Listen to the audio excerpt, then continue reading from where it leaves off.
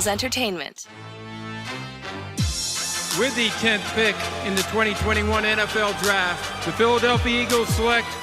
You're listening to the Journey to the Draft podcast.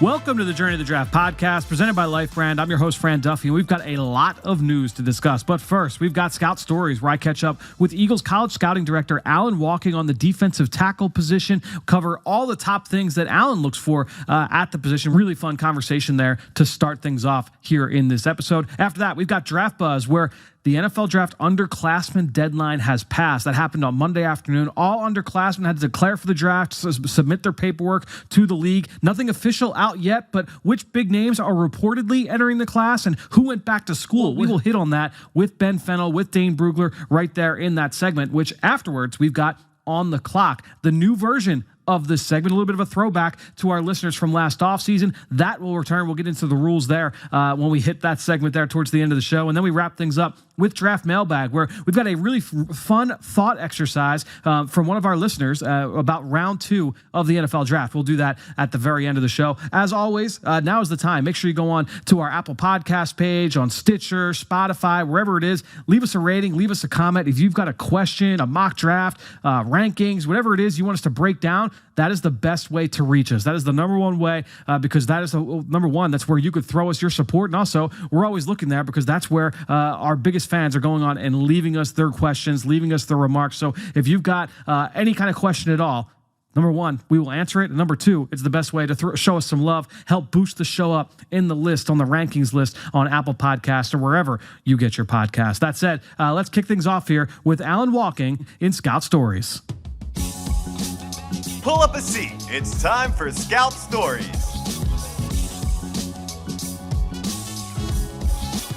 All right, well, excited to hear for Scout Stories this week to talk about the defensive tackle spot with Alan Wolking, the Eagles Director of College Scouting. Alan, thanks so much for joining us here on the show. Thanks, Fran. So let's talk through defensive tackles. And everybody's looking for defensive linemen that can get after the quarterback. And I think in recent years, 5, 6, 7 years, the emphasis on interior rush, the guys that can push the pocket and affect the quarterback, that has kind of grown and grown and grown to the point where now I've talked with people that have said, I value that just as much as edge rushers. So with that said, what is the toughest part about evaluating these guys and trying to project them forward to the league?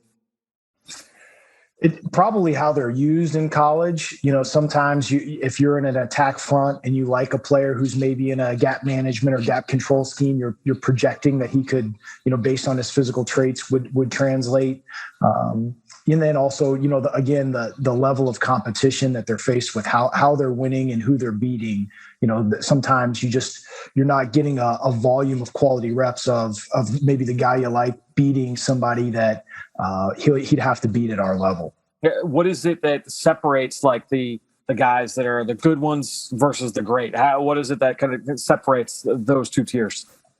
Most of them they're highly explosive, right? All these guys that we're going to see on SportsCenter, they're exploding. They play through their hips. They have heavy hands. They're just really just strong, explosive, torqued up guys. Yeah, and I guess that's the thing that's who we've tried to show here on the show is that explosiveness that typically translates into power too. So not only do you have that quickness to be able to, if you're just shooting a gap, but also that ability to move people against their will as well. That usually is a translation, right? Absolutely. If you can put a shock into a guy, knock him off his base, get him on his heels, you can typically win the rut. You can do what you want with him once you've taken away his power, and you take away a guy's power by getting him off his base. So the ability to kind of quickly get out of your stance, fire your hands, land them in the right place with power, you're on your way to a win. Has your process kind of changed over the course of your career? If you reflect back to your early days in scouting when looking at this position, have there been areas that maybe you prioritize more now that you didn't as much early on or vice versa? You mentioned earlier, interior rush, it's always been important, but it's probably become increasingly important. Again, we play so much sub defense, creating pressure inside. It's such a direct path to the quarterback. So winning on passing downs, teams are passing on first down probably more than they were 10 years ago. I don't have that stat in front of me, but I would imagine that's true. So I think affecting the passer either through collapsing a pocket, getting on edges or hands up into lanes, that's at a premium. Whereas before, maybe there were more gap control players that were high value players. And I got to think, when you're making pitches to defensive line coaches or defensive coordinators, you still need that guy to be able to hold up at the point of attack. That's going to be a non-starter. So it's tough to be able to find the guys that, hey, like, you've got the juice to be able to get after the quarterback, but also are not going to give up grounds in the run game either. Fran, we got to play Dallas twice. We got to, we play a lot of teams that will just come straight at you with duo and double combo scheme run game. And if you have guys who are light at the point, we're just going to keep giving up first down. So you're absolutely right. Like, you have to have sand at the point of attack to play this position. It's nice to have, all the flash and the sacks and all that. But if you can't hold ground in the run game, it's going to be a long day for our defense. Well, Alan, this has been great for you to be able to jump on and shed some light on the defensive tackle spot. Thanks so much for joining us here for Scout Stories once again. Thanks, Fran. So great stuff there from Alan talking about the defensive tackle spot. Loved what he talked about in terms of the differentiating factors and how those guys are used. And how often have we heard that this year when it comes to defensive players, whether it's corners, linebackers, safeties, and how when you're evaluating these guys in college, it's not about, all these guys aren't apples to apples because they are built differently. They're used differently. And I love that quote, how they're winning and who they're beating and how important that is with projecting these guys from college to the NFL. I love what he talked about in terms of the guys that are highly explosive and how explosiveness can often equate to power. And immediately my mind went to the Eagles rookie defensive tackle, Milton Williams. And you could see that on display time and time again down the stretch. Yeah, I know that people worried about, he's undersized. He's a converted defensive end sliding inside. He's got short arms, this, that, and the other.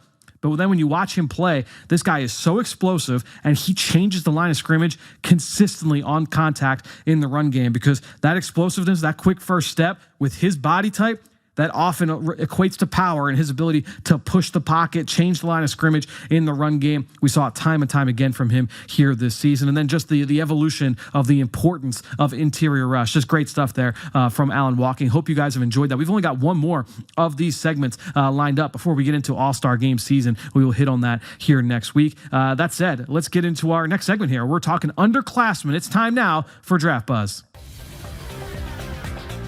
Now it's time for Draft Buzz. All right, guys, let's get into Draft Buzz. We talked through the topic du jour this week is the deadline that passed on Monday afternoon, and that is the Underclassmen declaration deadline. Now, there is no official list yet in terms of being released by the NFL. We're recording this early on Tuesday, but that list will come out later this week. Anything we talk about here has just been reported, either players or teams making the announcement on social media or reports going out from a media standpoint. So we don't have any official numbers yet. That said, we do have a general sense of the positions that are most impacted by the underclassmen news. Dan, I want to come to you first. Which position group in your mind was helped most by this, by the underclassmen decisions to enter this draft? As is so often the case, running back position is heavily weighted by underclassmen, and this year is no different. So I think that would get my vote. You look at the senior class, there's probably not a running back in this senior class that goes top 100. I don't think until day 3 in the 4th round, we start talking about maybe James Cook or some of these other guys. But you add in the underclassmen, and Kenneth Walker is a top 40 guy, in my opinion. Breece Hall could go in the 2nd round. Isaiah Spiller, maybe Tyler Algier, Zamir White, Kyron Williams, all those guys could go day 2. So my vote will go to the running backs. I know it's kind of low-hanging fruit. That's kind of the case every year because it's a position where with the short shelf life, guys go to the NFL early, so that kind of dwindles the senior class for the next year. But, I think I have to go with running back here. When you look at the group as a whole, including the senior group, how do you feel about this running back class in general? It's definitely not the strongest position this year, and it's not the strongest the running backs, compared to the past few years. Even though we haven't had a ton of first round or high first round running backs the last 2-3 seasons, you look at 2 years ago with Jonathan Taylor and Edwards-Helaire and J.K. Dobbins and DeAndre Swift all going in the top 50. That was an all-star group. Last year we had 2 in the first round with ETN and Najee Harris, and then a few guys in the 2nd round. So this year it's kind of behind those 2 groups, I think. Although I am a big Kenneth Walker fan, I do think he could be a first-round pick and a starter for a long time. All right, Ben, let's come to you next. Which position group in your mind was most helped by the underclassmen ranks? Well, the apple doesn't fall too far from Dane's tree here with the running backs, and it usually is often the skill players. So I'm going to go over to the receiver position where, the senior group outside of Olave and Jahan Dotson leaves a little bit to be desired. And typically a lot of the true juniors and some of the redshirt juniors and the guys that are a little bit young in the class are the ones that dominate and are the ones that have all the upside and the potential in the views of the NFL. So looking at, Jamison Williams and Garrett Wilson and George Pickens and Traylon Burks and David Bell and Drake London, all juniors in there. So like it is with the running backs, typically skill players, the underclassmen, they dominate. And then same question to you. When you look at this receiver class, how do you compare it to other receiver groups that we've seen? Obviously, that's been a really strong position group for a lot of classes in the last 5, 6, 7 years. Do you look at this receiver class and say, this is a good group overall? Well, I don't know if there's one kingpin in the group that the NFL is coveting that's going to get thrusted into the top 10. Like we've seen of late with certain draft classes. I think this is a little bit more of the 2020 class where you'll have 10, 12, maybe 15 go in the top 60, but maybe none in the top 10, top 15. So I think day two class or day two kind of ballpark in this draft is going to be heavy skill players. Some of those running backs that have some third down ability, like the James Cooks of the world, and a lot of these shapes and sizes receivers. There's some good slot players, some downtown players with vertical speed, some matchup players like Drake London. So I think round two is going to be a huge landing area for a lot of these players. And to me, like when I look at the underclassmen and how they kind of supplement the class overall, I often look at it like, okay, like not only the top end talent, but when you get into, Ben, what you were just saying about day two players, you get into day three players, how do the underclassmen declarations fill out the draft class as a whole? Because obviously not all of these guys, and we're going to see, we'll see what the total number is, but it's going to be 100, 110, 125, depending on the labels for some of these guys. It's going to be triple digits. Not all these guys are going to go in the first 2 days of the draft, right? So some of these guys are going to fill out. And that's why I look over at the cornerback spot and I say, okay, you have Derek Stingley and Andrew Booth, Sauce Gardner, like three guys you feel pretty good about on day one. And then you get to day two and it's like, all right, well, you get in Martin Emerson from Mississippi State. You get Kyer Elam from Florida, who some people think is a first rounder as well. Trent McDuffie from Washington. You have Mikael Wright from Oregon. You go Kyler Gordon from Washington, right? So these guys that can fill in day two, even the early stages of day three. I look at this cornerback class and say, yeah, like this is another group that was really helped by the underclassmen that have entered this group. I do think that the senior class of corners is also it's a pretty interesting group. Ben, you and I talked about this last week. There's a lot of interesting players, maybe no one that's completely polished. Like Roger McCreary is going out of the Senior Bowl. I think he's one of the best players going down there. But then it's really going to be a matter of preference and style and scheme fit. And, Damari Mathis and Cam Taylor-Britt, Marcus Jones, Kobe Bryant, Jack Jones, right? There's all these players, all these different skill sets at the cornerback spot. But I think when you look at the juniors that are throwing their hat into the ring, I think there's a lot of names that really make it an interesting group. That said, guys, let's get over to the offensive side of the football. And look, we know who the top names are. And if you've been listening to this podcast, you know who the top names are, whether it's a quarterback, running back, wide receiver that are entering this draft from the underclassmen ranks. So my question for you guys is let's pick a guy on offense that maybe a little bit under the radar, not necessarily for us, but for the casual fan where, hey, you don't necessarily know too much about this guy yet, but we plan for this guy to be in that top 100 conversation. Ben, I'm going to come to you first. Is there a guy on offense where that really kind of comes to mind as a guy we need to know about? He's going to be one of these high picks, but we're not quite talking about him so much from a mainstream standpoint. Yeah, and I'll stick in my receiver category here because this isn't a typical receiver factory. It's not an SEC school. It's not the Ohio State, Penn State of the Big Ten. And I'm looking at David Bell from Purdue. I think this kid is an outstanding receiver. He's been a 3-year starter, came right on the scene as the Big Ten Freshman of the Year, then first team, Gatorade Player of the Year from the state of Indiana. Really dynamic player, can produce at all three levels. He's got good size at 6'2", 205, right in that money ballpark of all the elite route runners and kind of producers in the NFL, whether it's, the Keenan Allens and Devontae Adams, and right in that 6'2", 205 range, where he's a good enough route runner, has good enough size to compete at the catch point. And boys, has he competed at the catch point. Some ridiculous adjustments in competitive catches. Reminds me a lot of like a Roddy White player with how physical he is and his route running ability. Long story short, I just ruffled off a bunch of receivers last segment there, talking about the receiver position, and David Bell just isn't on the tip of your tongue when talking about the receiver class. He isn't from all intents and purposes, a factory of receivers. I know Rondale Moore has turned into a nice player for the Cardinals in his young career, but it's not where you go for top level talent. But David Bell has done nothing but produce. And he's still a pretty young kid. I think he just turned 21 years old in December. Really, really good player, just not in the discussion with the other kind of top names, and he should be. And a very different kind of skill set from Rondale Moore. And what's always stood out to me about David Bell, everything is so easy for him at the catch point. He makes things look so easy. He very rarely puts the ball on the ground. You talk about how well he competes in those situations at the catch point. That is where David Bell has always been A+ in my mind. Dane, is there a guy for you that kind of fits this mold? Yeah, and for me, so this pick kind of deserves an asterisk a little bit because we believe he's going to be in this class, but we don't have official word yet. I'm talking about Tulsa offensive lineman Tyler Smith, who college left tackle, might move inside to guard or in the pro level. We'll see. He's athletic. He's physical. He stays balanced in space. I think because he is such a young player, timing, weight distribution, sometimes that could be a little bit off. He's just going to need time as he understands how to better control those things. He's only a redshirt sophomore, still young, but all the tools are there for him to be a productive NFL starter. So once he learns to play under control, stay on time, Tyler Smith could be a really good player. And like I said, I believe he's going to be in this class. Yep. Just waiting on final confirmation on that one. Guys, I'm going to go back to the receiver position. And to me, I feel like Justin Ross, the receiver from Clemson, is almost like one of the forgotten guys in this class, going back to what he was as a freshman, what he did, back in the 2019 season. Obviously, he missed all of 2020 after a back neck injury in the spring going into that year, just as COVID hit.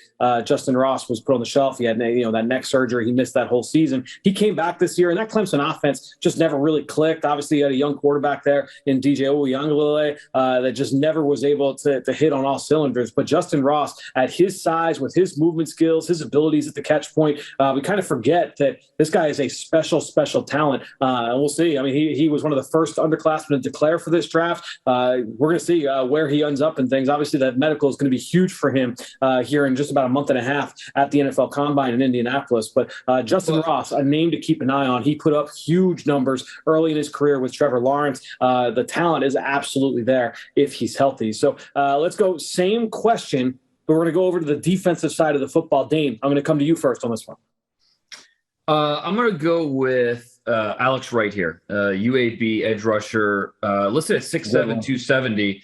He's got that athletic, stretched out frame. He led UAB this year with 7 sacks, 2 forced fumbles. He's still learning how to unlock all of his tools and power through contact, understand how to best use that leverage that he offers.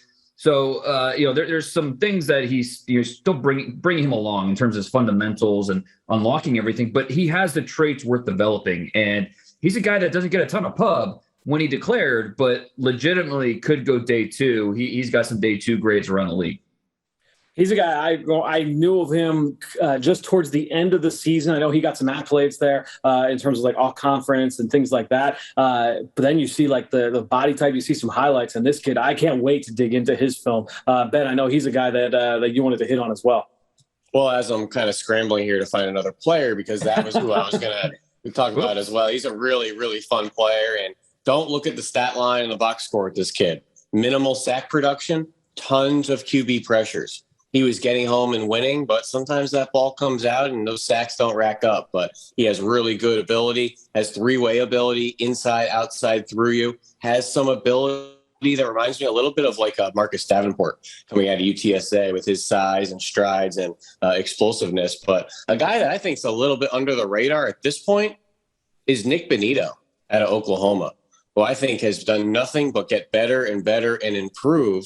It just wasn't the year for Oklahoma as far as on the national stage and kind of being in contention. And obviously their quarterback situation was up and down all over the place.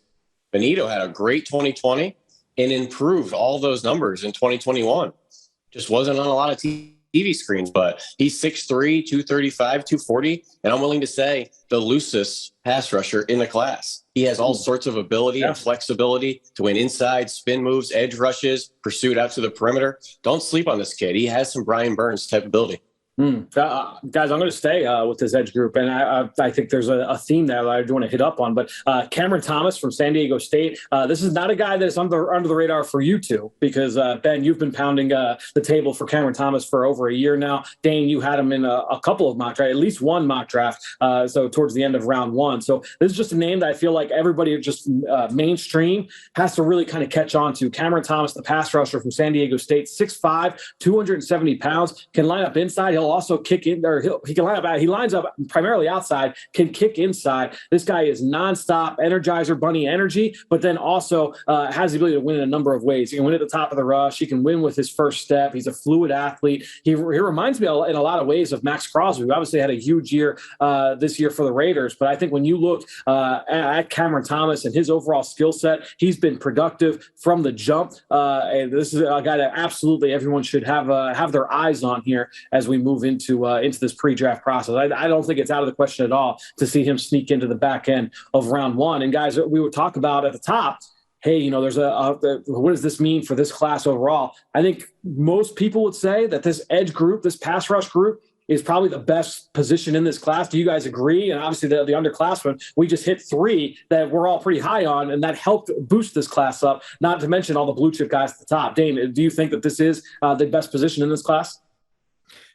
Yeah, I mean, it has to be. It's at least in the conversation, maybe along with, you could talk about receiver because of what you have in the top 100. I don't think day three at receivers as strong with the top 100. A few other positions, but yeah, edge, it just stretches so far into day three, rounds 4, 5, and 6. There are going to be some good players that get pushed down because there's only so many spots for these guys to go, and we're going to see probably 5 edge players go first round, another 5, 6 go in second round, and it's not going to slow down. It's one of those positions every team needs, and there's a wide variety of different edge players. You've got a George Karlaftis, but then you also got a Jermaine Johnson, 2 different types and styles of rushers. Myjai Sanders from Cincinnati, he might be 230 pounds soaking wet, but it's hard when blockers can't get their hands on him. So yeah, this edge class group has a lot of depth and a lot of different styles of pass rushers, and that's why I think it's got to be at the top when you talk about the deepest positions. And then Ben, just thoughts on this group overall. Yeah, I think Dane kind of hit it perfectly. A lot of shapes, sizes, abilities, guys that have some versatility, guys that are kind of scheme specific, win all different ways, all different types of experience and age. Really deep group, fun group. And I think I would have no problem saying probably the deepest and most collective group in the class. You're going to list your top 20 edge players in this class, and you're going to be mad at yourself for whoever you leave out of there because there's too many guys. I was doing this the other day. I was ranking my top edge rankings, and at 21, I've got who did I have? D'Angelo Malone, right? I was like, he's got to be a little bit higher than that, or it's just Michael Clemens from Texas A&M. No, he's got to be. So it's frustrating because there's so many guys. But it's almost like you have to kind of break them up because of their different things that they offer. Yeah, no doubt. I think that the differentiating factors in terms of the skill sets will be big. And all these teams will view these guys a little bit differently, which is something we'll get into in the next segment as well. But let's move on, guys. We're going to go back to the offensive side of the football. We thought you guys mentioned Alex Wright earlier, right? The pass rusher. And I have not personally studied Alex Wright yet. So he is a guy that can factor into this category here where, look, each of us were only one person. So we have not done deep dives on every single player that is declared for the draft. So my question for you guys, who's a guy on offense that you're excited to do a little bit more of a deeper dive on now that we're pretty sure that they're going into the class? Ben, I'll come to you first on offense. So we need to call this category of the all bio team.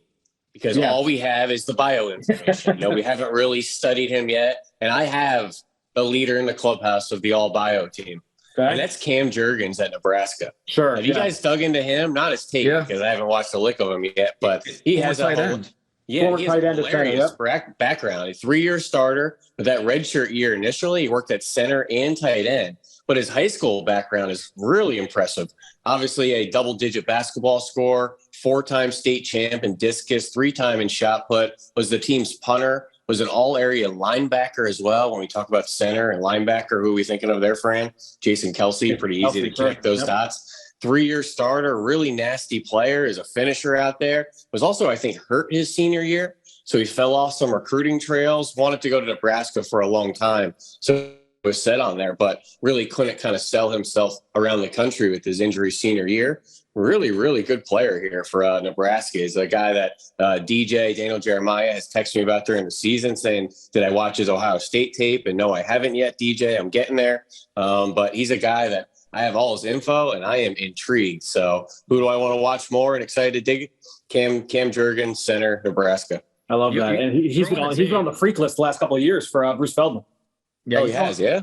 Throwing the tape, and he's 30 yards down the field, running and making plays. So he's a little undisciplined, but in terms of ability, yeah, it's definitely there. And I just, kind of a little off topic, but shout out to Nebraska. They're one of the schools that does the best in terms of information, background, high school. I give a lot of credit to the SIDs and the people in those departments who put a lot of time into that. It not only helps the kid, but helps us and other people, just wanting to find out more about them. So credit to Nebraska and a couple other schools that really put in the time and the information. Tennessee, one that always stands out to me. Virginia Tech has always been good. There are a handful of schools that always pop into mind with that category. Dane, who's got on offense for you here?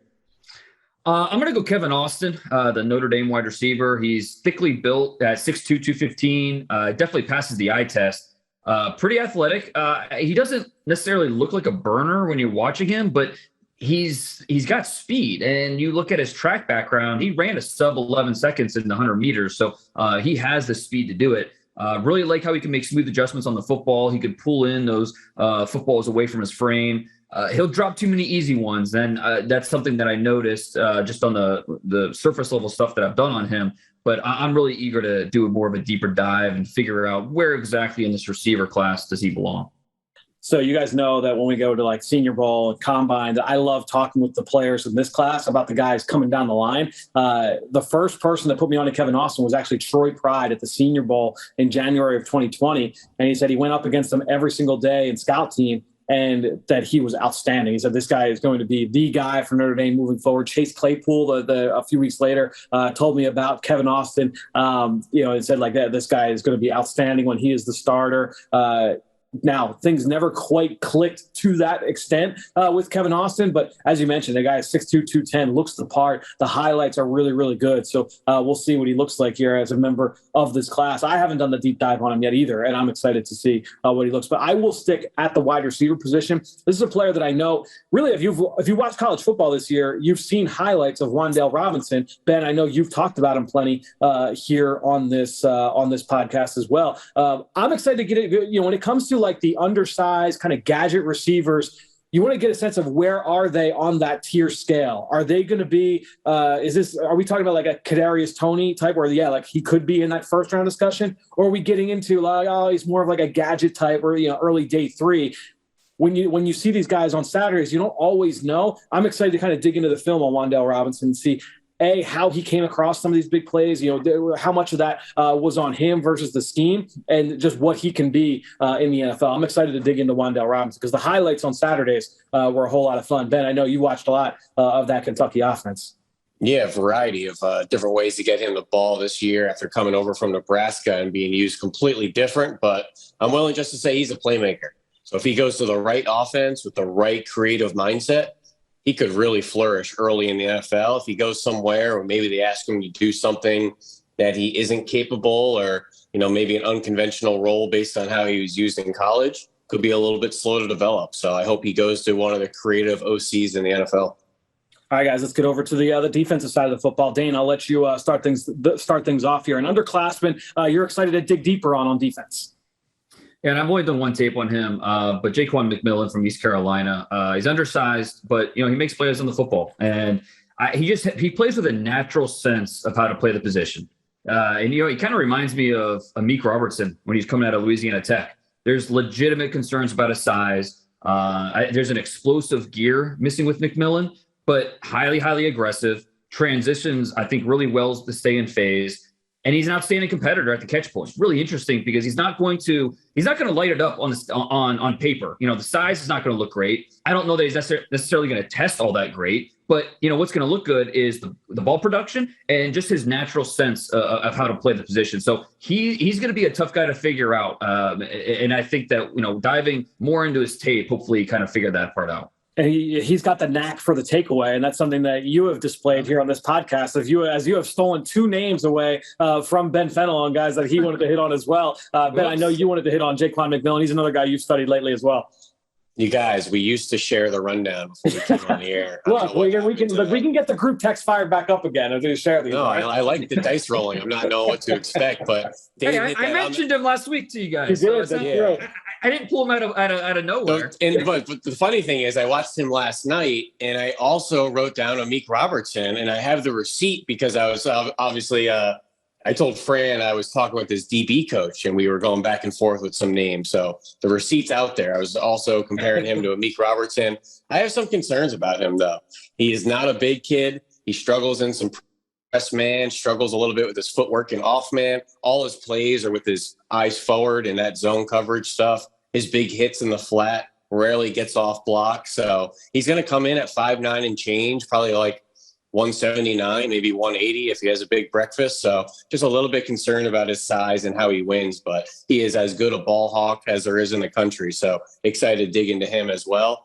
And, I think there's some other interesting underclassmen as well in that defensive back category, particularly those 2 at USC, Chris Steele, Isaac Taylor-Stewart, both very interesting players and backgrounds, both different style of players. Chris Steele, very experienced, feisty from what I hear, good press man player. Isaac Taylor-Stewart, not as experienced, tall, and apparently in the 4.2, low 4.3 range. So really interested to dig into both their tapes. 2 guys I really haven't studied yet.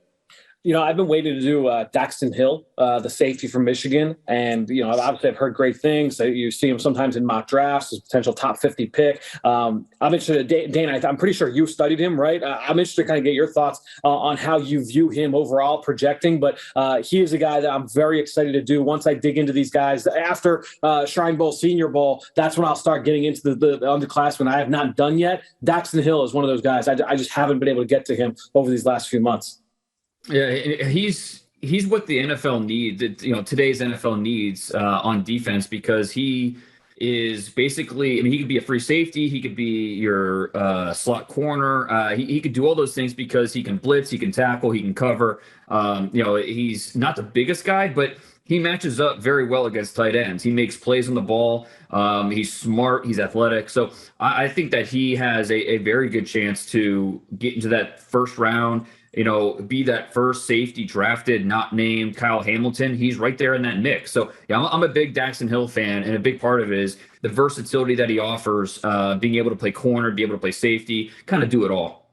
So I want to stick at the safety position for our last topic on this underclassmen discussion, and that's the returnees, the guys that are going back to school. We'll see them for the 2022 college football season. We don't need to spend too much time here, guys, and obviously there's mixed feelings, right? Because part of us, we're like, oh, we'd really love to see this guy be a part of this draft, but also we're going to appreciate the fact we get another year of watching them on Saturdays in college football as well. Jordan Battle from Alabama, that was a little bit surprising. We saw his teammate Henry Toyo go back as well. Jordan Battle, I'm pretty sure was PFF's highest graded safety of the last 5-6 years, something along those lines. So a guy that grades out well from an analytics standpoint, but watching him, I see a starting safety all day in the NFL. So I did do a deep dive on him a few weeks back. I try not to do that on too many juniors, but thought I'd have a shot on Battle coming out. Battle looks like a starter to me. So obviously a huge get for Nick Saban. Ben, how about you? Who's a guy that is going back to school that you feel like is a big notable name? Yeah, definitely kind of a retooling with Nick Saban there with Battle, Toyo. I think DJ Dale also heading back, the young Will Anderson with the bookend defensive end on the other side. They should have a pretty nice defense down the middle there. I'll stay in the safety category. And I'll try to snipe as many names as I can from Dane here. So, Jalen Catalan from Arkansas, I think wants to have a better year than he put out on tape in 2021. Demoni Richardson out in Texas A&M is a player with all sorts of ability and range and athleticism, and super excited to see Brandon Joseph hop over to Notre Dame, going from Northwestern, a guy with all sorts of coverage ability, a real tight end eraser. can handle some bigger slot receivers down the field, great ball skills. So Jordan Battle, that's a good one there, Fran. A couple other safeties as well. Catalan, Richardson, Brandon Joseph, all could be top 50 players in next year's class. I saw Catalan and Brandon Joseph as top 50 guys coming into this year. And obviously Catalan didn't have the season he was expecting, as you alluded to.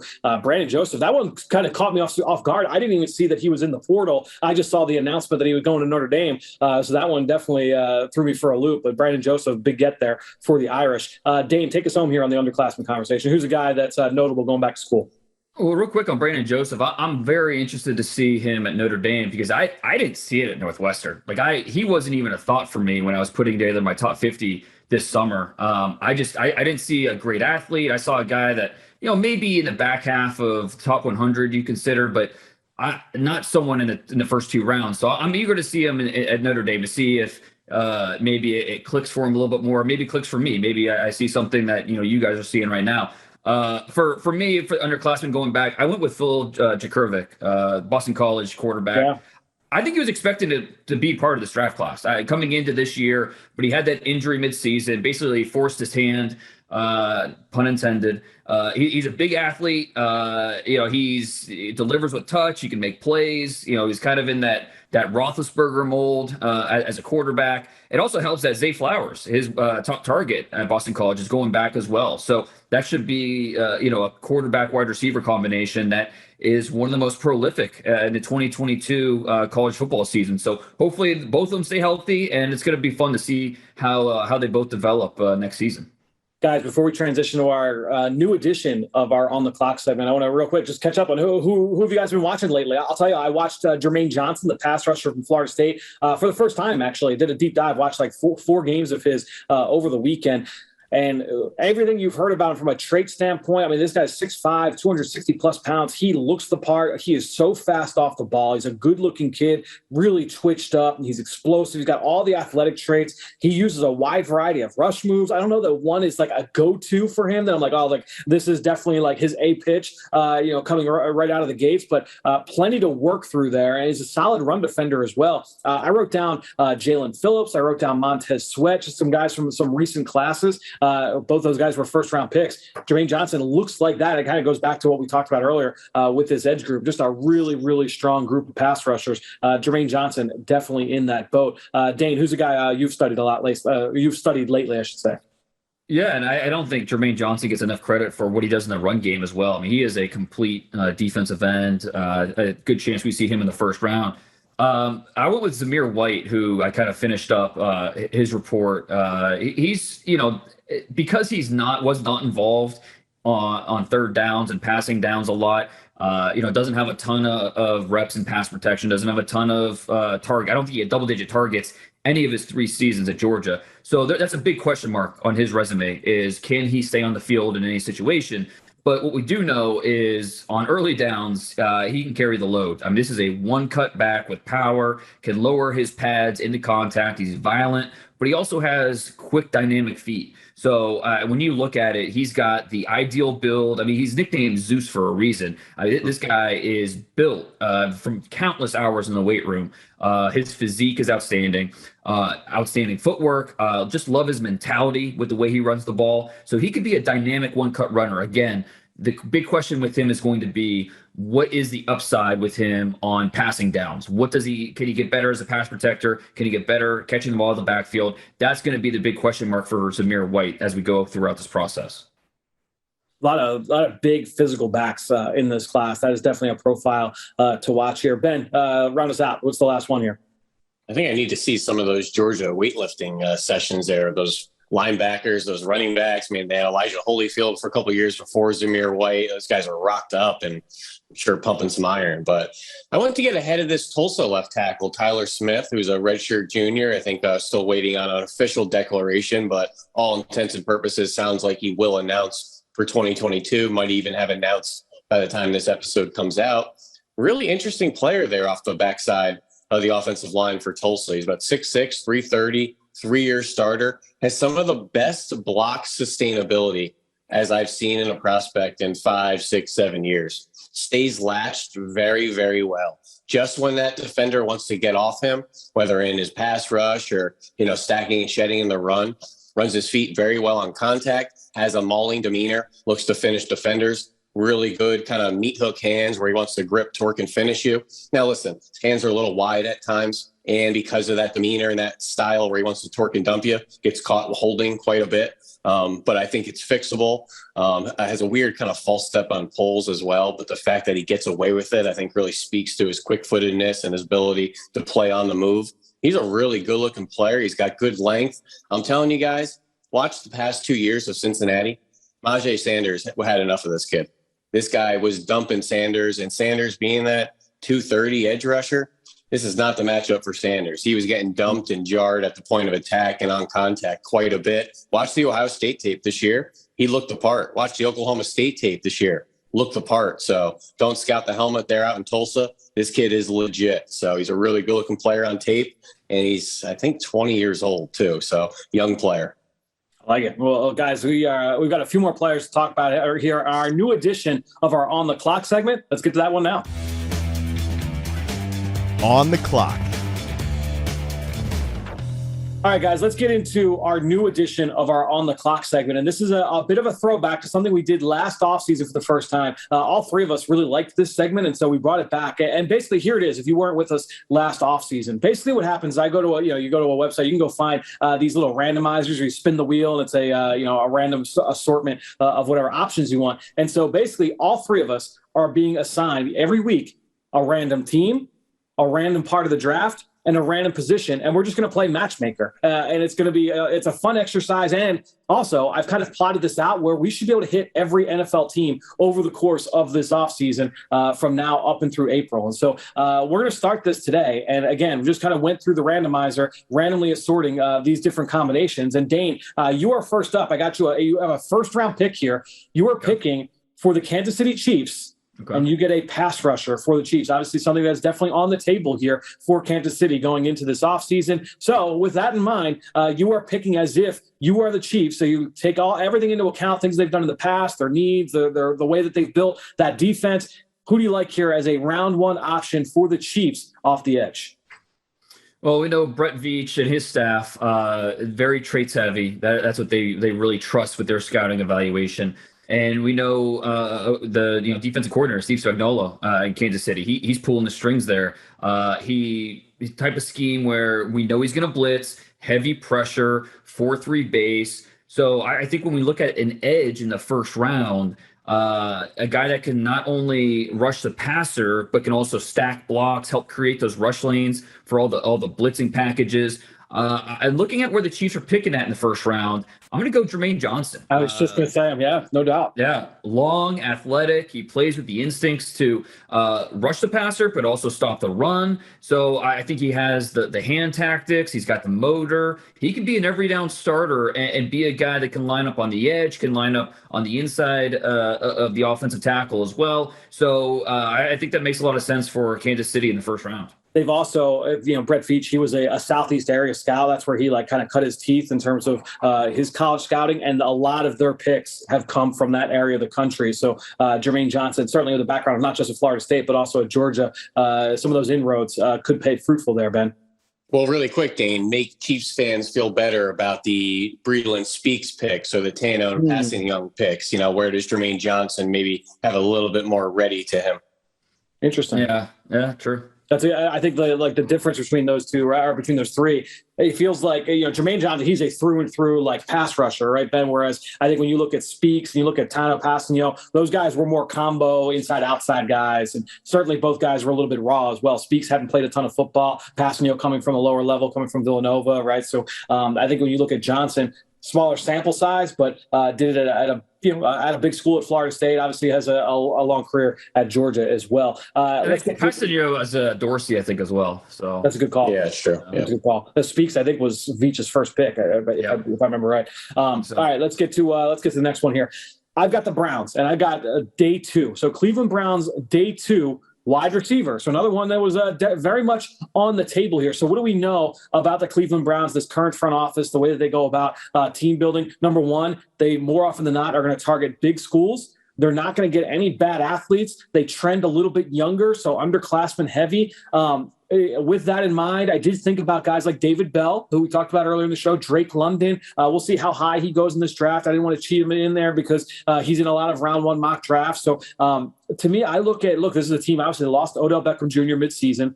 Rashard Higgins, free agent this spring. Jarvis Landry entering a contract year. So this is a big need. Ideally, you want somebody that can come in and make an impact pretty soon. I think you look at John Metchi from Alabama. This feels like the right time frame. Obviously, you got to check on the injury there. But I think when you look at John Metchi, he is a very polished player. He's not a bad athlete. I don't think he's special, but I don't think he's a bad athlete in any way. He'll pass the benchmarks there. I think when you look at John Metchi, this one makes a lot of sense to me in terms of a guy that's willing to do the dirty work. We know this is a run-oriented offense. He comes from a run-oriented offense at Alabama. John Metchi, to me, I think checks a lot of boxes there for the Cleveland Browns. I think maybe the only thing that could be a hang-up is not having any testing information from him because of the injury and the ACL and, how that would factor in for the Browns. Because we do know that they, drafting Anthony Schwartz in the 3rd round last year, and, they care about, the testing information, especially for a skill position. So would that factor in? But I agree. I think that you're getting a discount with John Metchi. I think he's a guy that, could have gone top 40, fully healthy, maybe top 30, but to get him outside that range, it's almost kind of like Grant Delpit 2 years ago for the Browns, who fell a little bit because of some of the injury stuff. So kind of a Koromoa last year as well. Yeah, there you go. So I think when you look at it with what they've done in the 2nd round the last 2 years, it certainly fits. Yeah. All right. Well, let's get to Ben here. Ben, through random draw, you got the New England Patriots, and you got early day 3. So early day 3. Okay. So this is definitely a combination you definitely envision. So a corner, early day 3 for Bill Belichick and the Pats. All right. So kind of like the round 4, round 5 range. Patriots cornerback. Excuse my thinking out loud here as we're kind of digesting this on the fly. It's Bill Belichick, Matt Patricia out there. Their number 1 quality in corners has always been tackling. So they need some tough guys first. Obviously, some man coverage ability, smarts, FBI, that zone instincts as well. They have Juwan Williams out there, Jalen Mills, J.C. Jackson. This is traded for Sean Wade. This is a group where we say, what was your 40 time? We don't really care. We would rather the physicality and the instincts. Day 3, thicker corners, tough. I'm thinking, Damari Mathis. I'm thinking Kobe Bryant. Thinking Josh Jobe, even from Alabama. Taylor Britt, Nebraska. Well, you just sniped that right out of my mouth there, Fran, because that was going to be my pick today. Let's go. I'm going Cam Taylor Britt, who I think has really good size at 6 foot, 200. And don't hold out the possibility he shifts to safety. Right. And, maybe taking on kind of a Logan Ryan type of transition or even a Devin McCourty or a Duron Harmon and a lot of those former corners that ended up shifting inside because they're big and they're tough and they're athletic. I think Cam Taylor Britt checks a lot of those boxes and plays a good variety of zone man out at Nebraska. So I think he's shown kind of both abilities on tape. I don't know if he's going to be a straight line burner in shorts and a T-shirt. But I don't think the Patriots and Belichick and Patricia and the way they want their defensive backs to play, they really care. So Cam Taylor Britt, I think he'll fit right at home with the Patriots. He played safety as a sophomore. He started, I think, more than half the season as strong safety before they moved him to corner. So that certainly fits. Love it. Sorry I sniped you. You got sniped 3 times today in the podcast, Ben. We'll see if you can bounce back next week here on the Journey to the Draft podcast presented by Life Brand. Now it's time to hear from you, the fans, in the Draft Mailbag. Fun stuff there from Ben and Dane. Hope you guys enjoyed that segment. It was one of my favorite things we did last year, and we are bringing it back here for this offseason. Let's get to our mailbag. And again, the number 1 way for you to get to this show is to make sure you go on to Apple Podcasts or Stitcher or Spotify, wherever you listen. Leave us a rating. Leave us a comment. If you've got a question like this one, we will answer it. And Ed, a longtime listener, a longtime friend of the podcast, sent in this question. This is a great one. He said, here's a thought exercise that might interest only me. Right now, the Eagles have 3 first-round picks. So let's pretend that the Eagles completely trade out of round 1. They get some future picks, but now they have 4 second-round picks. Who are some of the top mid-second rounders in this class? Ed, this is an awesome question. I love this. I love this kind of stuff. So, and this could apply to anybody, not just for Eagles fans. Anybody, you're looking for the talent in the middle of the second round, and very often you say that's where teams get the most value. You get really talented players right in the heart, right in the meat of that second round. Let's look at running back to start things off, right? And I think when you look at the running back position, that's where this could really, that run could start. Whether you're talking about Kenneth Walker, Breece Hall, Isaiah Spiller, Kyron Williams, that whole group, I think you're starting to have that conversation in the middle of round 2. We've seen plenty of second-round running backs come into the NFL and make early impacts. Jonathan Taylor, Nick Chubb, 2 of the best in the league right now. They were taken in this range. I think you talk about that same conversation with Walker and Hall and Spiller and that group. Wide receiver, we talked in the last segment about John Metchi, about how he could end up in this discussion. Even Jahan Dotson, David Bell. I think you can have that conversation with a number of these receivers. They're not all going to go in round 1, right? We talked about, the Jameson Williams and the Traylon Burks, and, some people really love Drake London. You go down the list, there's a bunch of receivers. They're not all going to go in round 1. So how many of those guys fall to the middle stages of round 2? I think you could see some of those guys. And I named Jahan Dotson here, but it could be any of those guys ends up in this area of the draft. Offensive line, 2 names that really stand out to me. At offensive tackle, Daniel Fa'alele, the right tackle from Minnesota, monstrous human being. What is he, 6'9", 400 pounds. He's from Australia, did not play football until he arrived here in the States just before college. Goes to Minnesota, starts as a true freshman. He's got a couple years under his belt as a starter, still very much a moldable ball of clay, but this guy has all the traits to be a dominant force up front at that size, unique movement ability at that size. He is someone to keep an eye on here moving forward. He is going to the Senior Bowl in a couple of weeks. Also, another Senior Bowl guy, Zion Johnson. He is a player who transferred up. I believe he started his career at Davidson, was it? And then moved up to Boston College. He's played some left tackle and left guard, like him much more on the inside. He was an all-ACC player as a sophomore on the inside at guard. Made the move out to play some more tackle last year in 2020. Moved back inside to guard this fall and just looked so much more natural. I think that's where his best value is going to be. And I think you look in the middle of the second round, that's where you could see Zion Johnson go off the board from Boston College. Getting over to the defensive side of the football, pass rushers, we talked about how good this group is. And one guy we haven't hit on yet in this show, Kingsley Enagbare from South Carolina. He was a first-team all-conference player. I'm pretty sure he led the SEC in sacks last year in 2020. The sack production wasn't there here this fall, but you're talking about a well-rounded player. He gets after the quarterback. He can defend the run. He's got good size. You just check a lot of boxes there with Kingsley Enagbare. Maybe not a one special trait, but I think just a rock-solid player. I think you get into the middle of round 2. That's where you might see him go off the board. I go to linebacker. This could be a really sweet spot for the linebacker position as well. And we know who the blue chip players are. We've heard about, Devin Lloyd from Utah and Nakobe Dean from Georgia. A lot of people high on him, right? But I think you look at Christian Harris from Alabama, Quay Walker from Georgia, Damone Clark from LSU, Chad Muma from Wyoming. All 4 of these guys, I think you're starting to have that conversation there in the middle of round 2.